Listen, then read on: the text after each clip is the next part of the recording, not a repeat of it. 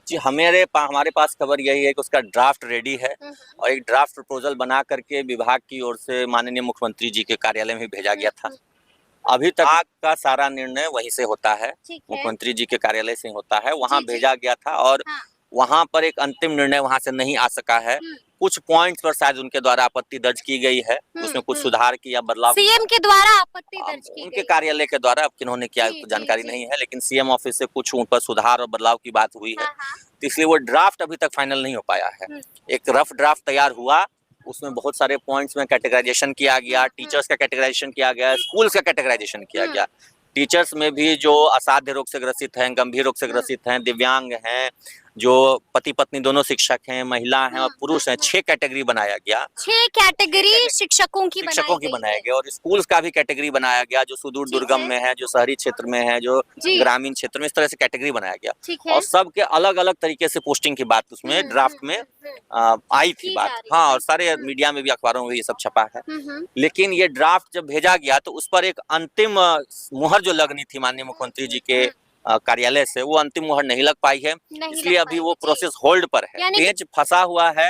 और इस बीच में देखिए कि सक्षमता 2 भी कल से होना है, 23 तारीख से सक्षमता 2 होना है। विभाग से अब ये भी खबर मिल रही है कि सक्षमता 2 की भी काउंसलिंग कराई जाएगी। सक्षमता 1 की ही काउंसलिंग का डेट बढ़ा करके 13 सितंबर कर दिया गया है। 13 सितंबर के बाद सक्षमता 2 की काउंसलिंग कराई जाएगी, तब एक साथ सबका पोस्टिंग किया जाएगा। इस तरह की बातें भी हम लोगों को सुनने मिल रही है। तो कहीं ना कहीं ऐसा लग रहा है कि इस मामले को लंबा खींचने, उलझाए रखने में विभाग लगा हुआ है, कोई निष्कर्ष नहीं ले पा रहा है। 15 दिन के लिए कमेटी बनी थी, 45 दिन में एक ड्राफ्ट, जो हम लोग ड्राफ्ट ही सुन रहे हैं, वो एक तैयार किया गया, उस पर भी ऑब्जेक्शंस आ गए हैं, आपत्तियां आ गई है, उसमें कब उसका रिमूवल किया जाएगा वो पता नहीं। और सबसे बड़ी बात कि जिनको आपत्ति दर्ज करनी चाहिए थी उनको तो आज तक पूछा ही नहीं इन्होंने, न शिक्षकों को, न शिक्षक संगठनों को इन्होंने कभी आमंत्रित किया कि क्या आप चाहते हैं नीति में, जिसके लिए हाई कोर्ट का भी डायरेक्शंस है कि आप जब पॉलिसी बनाते हैं तो जिनके लिए पॉलिसी है आप एक बार उनसे राय लें। इसी मामले में आपने देखा था कि प्रधान शिक्षक की बहाली लटक गई 2 साल, इसके बावजूद ये ट्रांसफर पॉलिसी बना रहे हैं और सजेशंस नहीं ले रहे हैं, तो फिर ये लटक सकती है, फिर ये लटक सकता है मामला। बिल्कुल, क्योंकि जिस तरीके से शिक्षकों का कैटेगराइजेशन किया गया है उसमें कहीं ना कहीं किसी समूह को लगेगा, मान लीजिए मेरे साथ ज्यादती हुई, मान लीजिए जी, जो ड्राफ्ट की खबर हम लोग सुन रहे हैं उसमें प्रावधान यही आ रहा है कि महिलाओं से 2 प्रखंड, उनका जो वर्तमान प्रखंड है उसको छोड़ करके 2 प्रखंड और 8 स्कूल का चॉइस लिया जाएगा और पुरुषों का रैंडमाइजेशन किया जाएगा, उनसे कोई चॉइस भी नहीं लिया जाएगा।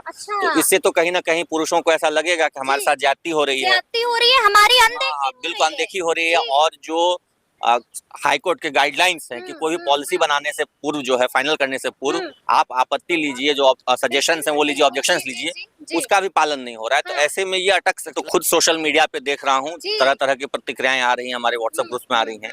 तो ये सरकार अवॉइड कर सकती थी, सरकार को एक यूनिफॉर्म पॉलिसी लानी चाहिए थी, जेंडर बेस्ड पॉलिसी। ठीक है, कहीं कहीं प्रेफरेंस देने की जरूरत है, लेकिन ऐसा नहीं है कि आप महिलाओं से ऑप्शंस मांगिए, उनका चॉइस पोस्टिंग के लिए ऑप्शन मांगिए, पुरुषों से एकदम मत मांगिए, रैंडमाइजेशन से कहीं कर दीजिए। इस तरह की बातें नहीं होनी चाहिए।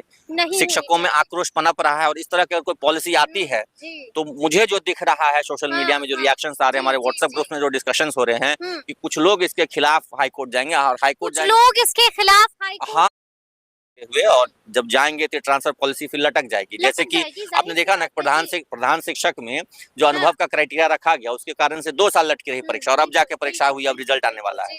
उसी तरीके से ये भी लटक सकता है और इसके पीछे सरकार का षड्यंत्र है। देना चाहे सरकार तो बिल्कुल ठीक है, अगर अपना गृह जिला नहीं तो कोई आसपास का जिला मिल जाए, अपना गृह प्रखंड नहीं तो कोई बगल का प्रखंड मिल जाए, ये संभव है और ये डुएबल है। उसमें से अगर सरकार की जब मंशा होगी तो ये जरूर संभव है, लेकिन सरकार की मंशा ही नहीं है। सरकार जो स्टेक होल्डर्स हैं, जो इससे प्रभावित होने वाले लोग हैं, उनका सजेशन ही नहीं ले रही, उनसे ऑब्जेक्शन ही नहीं ले रही है, अपने मन से एक नीति तैयार कर रही है। शिक्षकों को बुला करके उनसे सजेशंस ले, ऑब्जेक्शंस ले, उसके बाद फिर तय करे तो ये सारी समस्याएं नहीं होती, तब पेच नहीं है। प्रधान शिक्षक वाली बहाली से इन्होंने कुछ नहीं सीखा है। उसमें हाई कोर्ट ने कहा है कि जो पॉलिसियां बनाते हैं, जो उसके स्टेक होल्डर्स हैं, उनसे आप सजेशंस लीजिए, लेकिन ये लोग कुछ कर ही नहीं रहे हैं। सुन तो हम लोग रहे थे कि मार्च में ही सबकी पोस्टिंग हो जाएगी, फरवरी में एग्जाम हुआ, रिजल्ट आया, तो जनवरी के लास्ट में एग्जाम सुन रहा हूँ, फरवरी में फर्स्ट वीक में खत्म हो गया, रिजल्ट भी आ गया, सुना था मार्च में पोस्टिंग हो जाएगी। मार्च से सुनते सुनते सितंबर पहुंच गया है, सरकार की शायद मंशा है कि इसको खींच के विधानसभा चुनाव तक लेके चले जाना है। अच्छा। कि चुनाव में जैसे 15 अगस्त को हाँ, विधानसभा चुनाव अभी कहाँ है 2025 जो अभी चल रहा है 24 में भी 9 महीने तो बीत गए ना। जनवरी में परीक्षा शुरू हुई और अगस्त खत्म हो गया, सितंबर की बात हो रही तो 9 महीने बीत गया। 9 महीना और काटेंगे तो चुनाव आ जाएगा। अच्छा। इनकी मंशा यही रहती है कि चुनाव के समय शिक्षकों को कुछ लॉलीपॉप दे देना, एक हवा में। सरकार की मंशा पर सवाल बिल्कुल सवाल है। ये जो 9 महीने का डिले हुआ, परीक्षा आपने जनवरी में लिया, रिजल्ट भी फरवरी में आ गया, उसके बावजूद आप अगस्त तक में काउंसलिंग नहीं करा पाए हैं, तो इससे स्पष्ट है कि सरकार जानबूझ करके लटका रही है। और लटका रही है तो इसका मतलब है कि शिक्षकों के विरोधी उनकी मानसिकता है। जो समग्र शिक्षा अभियान की बैठक होती है उसमें जो फंड एलोकेशन होता है उसकी रिपोर्ट है, और उसमें हम लोग लगातार देख रहे हैं, जमीनी स्तर पर देख रहे हैं, और आप भी रिपोर्ट करती हैं कि स्कूल में क्लासरूम्स की कमी है। खास करके जो अपग्रेडेड हाई स्कूल से प्लस 2 स्कूल से वहाँ क्लासरूम्स की बहुत कमी है। 9, 10, 11, 12 के बच्चों के लिए बैठने छुपा हुआ नहीं है। लेकिन आश्चर्य देखिए कि पिछले फाइनेंशियल ईयर में 1 to 8 में करीब 7,500 क्लासरूम्स सैंक्शन हुए थे। उसमें से मात्र 2,500 क्लासरूम्स बन सके, 5,000 बना नहीं सकी सरकार। 5,000 सरकार बना नहीं सकी। ये 1 to 8 की मैं बात कर रहा हूँ। क्लास 9, 10 के लिए करीब 2200 क्लासरूम स्वीकृत हुए, सैंक्शन हुए। उसमें मात्र ये लोग 600 के करीब बना सके। बाकी 1500 1600 क्लासरूम्स नहीं बना सके। और सबसे बड़ा आश्चर्य देखिए, प्लस 2 जो कि हाई स्कूल बनाया अपग्रेड करके फिर उसको प्लस 2 कर दिया गया, उसके लिए 1017 क्लासरूम सैंक्शन हुए। एक भी स्कूल का मतलब एक भी क्लासरूम का निर्माण तक शुरू नहीं किया इन्होंने, मतलब बिल्डिंग बनाना भी शुरू नहीं किया। और ये लोग क्या कर रहे थे पूरे साल भर तमाशा, प्रीफैब करके सभी ऑनलाइन हाजिरी पर भी आपत्ति दर्ज हो रही है। देखिए, ऑनलाइन हाजिरी का सिस्टम कोलैप्स कर गया।